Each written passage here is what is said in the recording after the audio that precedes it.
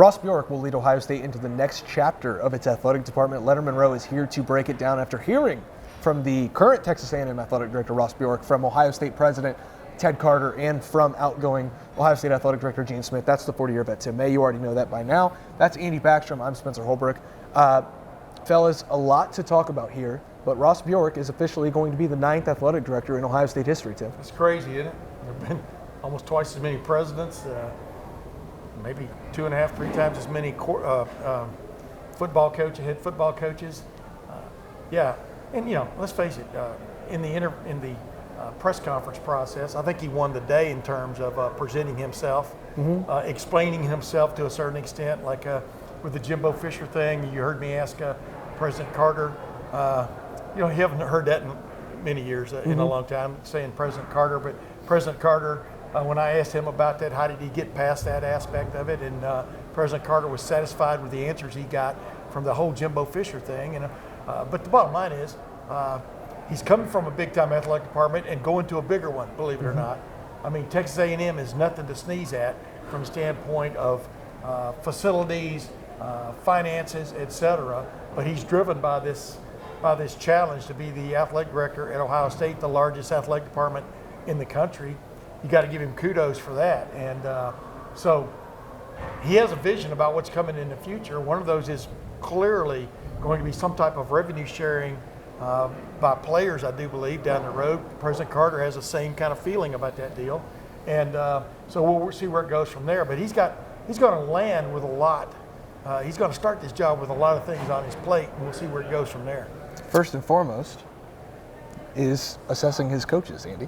Yeah, and he's got some job to do with Chris Holtmann now. He's under contract through 2027, 2028, but of course, a coach can be let go before contract expires, and you have to make a decision. He knows that better than anybody. Right, of course, with the buyout with Jimbo Fisher, as we already talked about. But yeah, Chris Holtmann is definitely under some pressure now to perform down the stretch of this season. Ohio State's still in the mix in the Big Ten, but 2-4 in Big Ten play.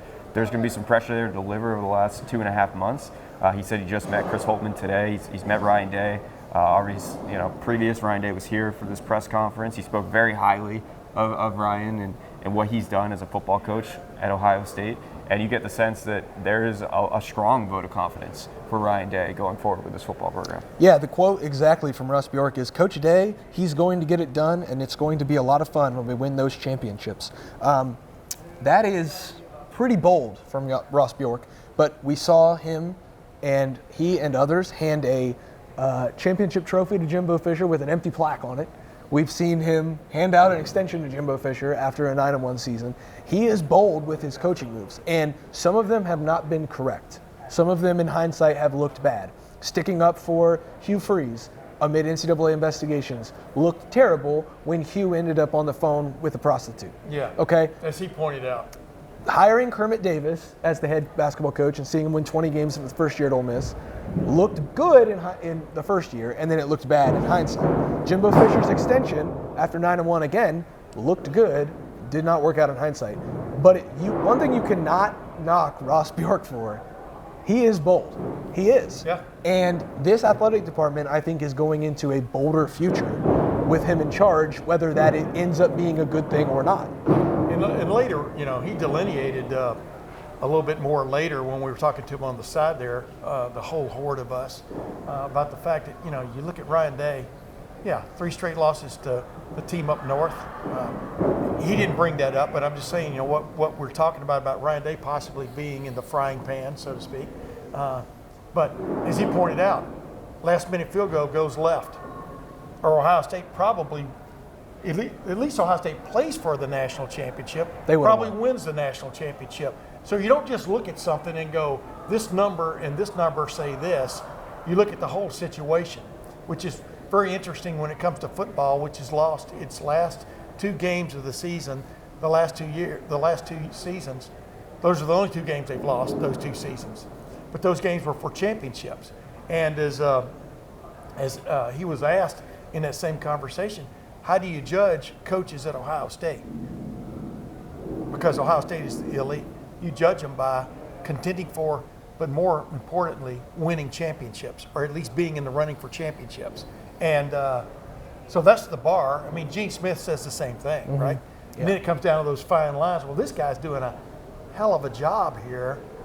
You know, just because A, B, and C happened, that doesn't mean D needs to happen. You know, and so that's what gets me about him is he's a realist, at least as he speaks. He's a realist on paper. But like the Jimbo Fisher thing, the Jimbo Fisher thing ended up being they felt they were on the right track with him. There was some improvement there, and then all of a sudden, as soon as he gets the extension, that train went way off the tracks.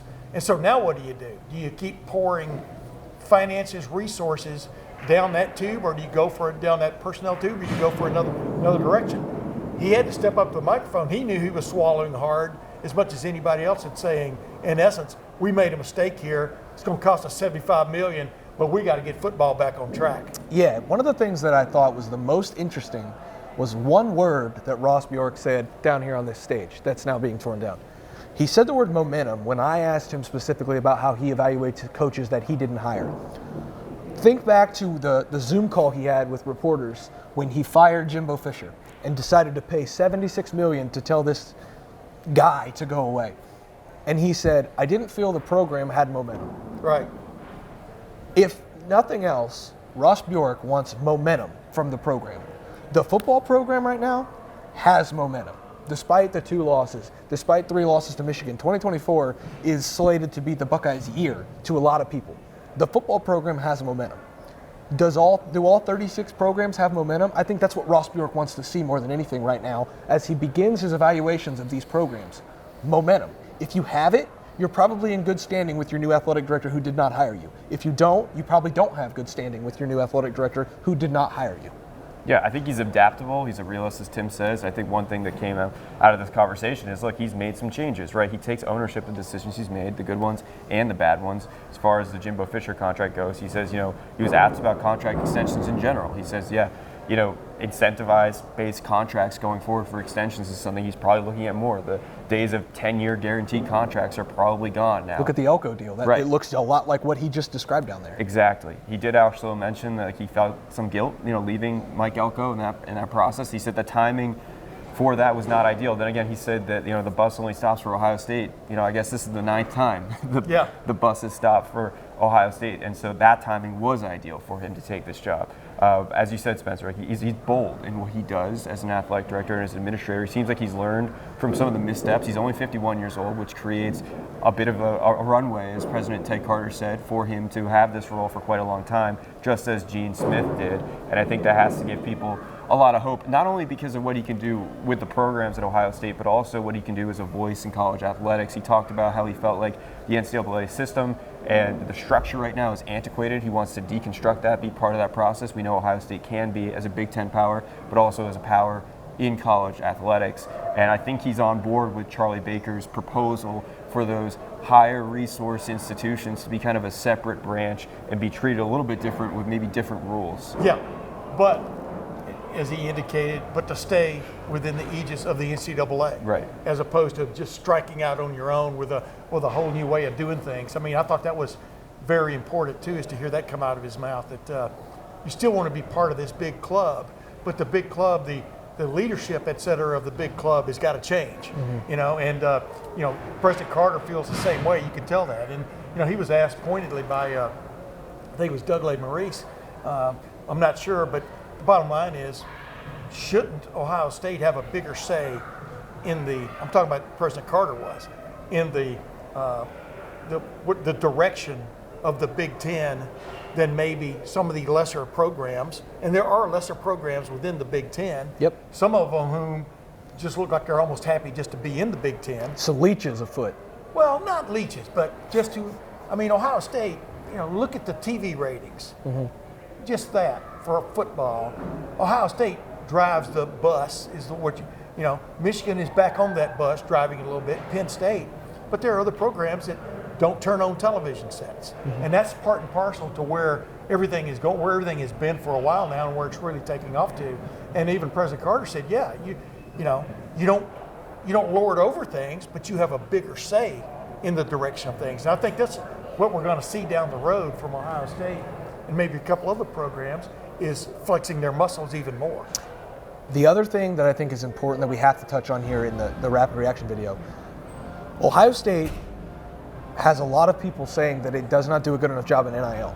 If there's one thing you could say about Jimbo Fisher at Texas A&M and the machine Ross Bjork built in College Station, it is they had NIL figured out.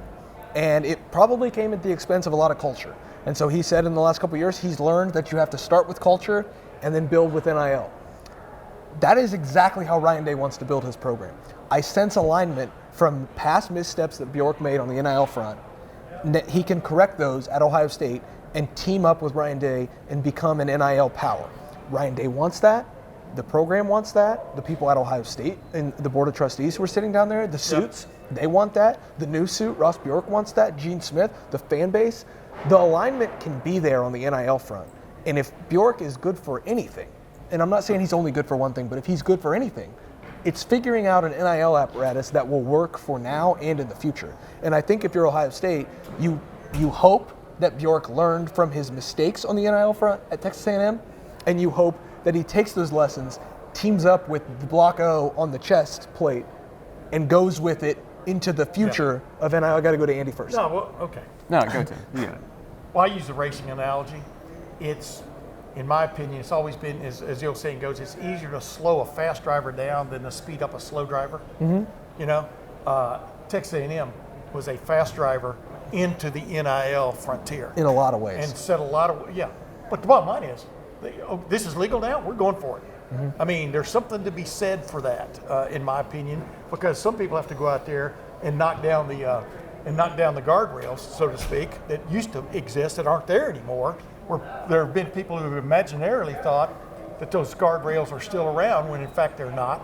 I think Ohio State in the last year has done a great job of stepping up its NIL game. We've talked about that before on this show, but it can go farther, and that's what definitely what Ryan Day wants. That will definitely be, what Ross Bjork wants, and even President Ted Carter. Yeah, I asked him, what makes a good fundraiser and what are the challenges that are going to be at Ohio State fundraising versus the challenges at Texas A&M, because, it's different. It's different to fundraise in College Station. In some ways you could say maybe it's easier. He was very confident in his fundraising ability. He even said it's one of the easier parts of the job. You get people to give to you. Now, of course, there's appreciation with that, but it also goes a long way with building relationships. That was the number one thing he said he's looking forward to do. Get to know the people, the culture.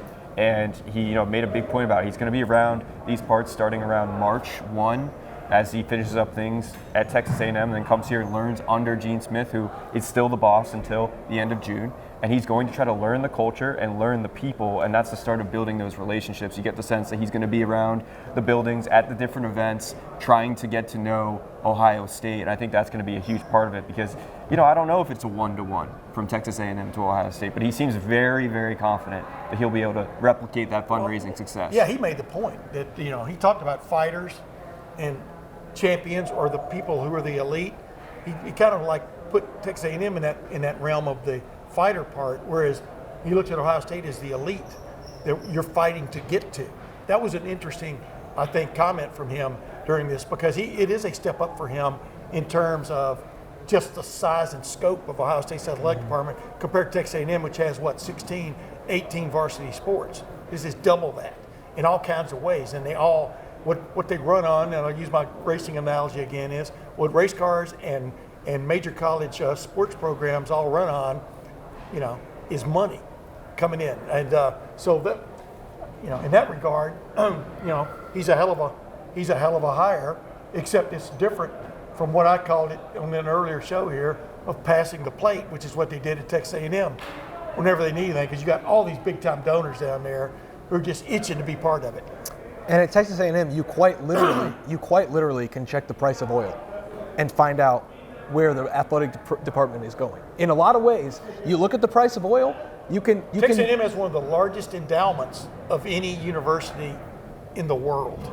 So instead of checking the price of oil, Ross Bjork's going to now have to check maybe the S&P 500 at L Brands, at Nationwide, at other businesses who are deeply rooted into Columbus, and then go from there with his NIL operation with the 1870 Society, with smaller part with football, but more with basketball, the foundation.